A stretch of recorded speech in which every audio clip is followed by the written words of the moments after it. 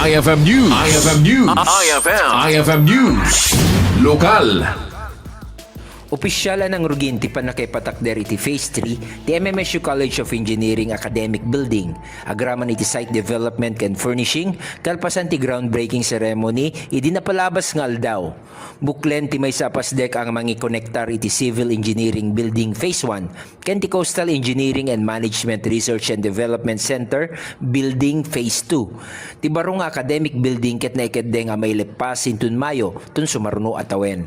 Iti budget a nasurok nga 33 million iti pasilidad kitaglaon kadagiti classrooms, faculty rooms, ken ti administration office iti kolehiyo amang markano anya ti karaman kadagiti kapatgan apan nakapasaya at infrastruktura ti kolehiyo kadagiti nabiitpay atawen. Iti pasilidad ket mangipaaymet iti kasapulan apan nakapalawat ti kapasidad para iti dumakdakkel a populasyon dagiti estudyante iti College of Engineering. Iti agdama ti kolehiyo ket addaan iti nasurok nga 2,700 nga enrolled students iti 8 a programa nga iwanwanwan da. Para iti IFM News, Idol Glenn Batuyong tatak IFM. IFM News. IFM News. IFM News.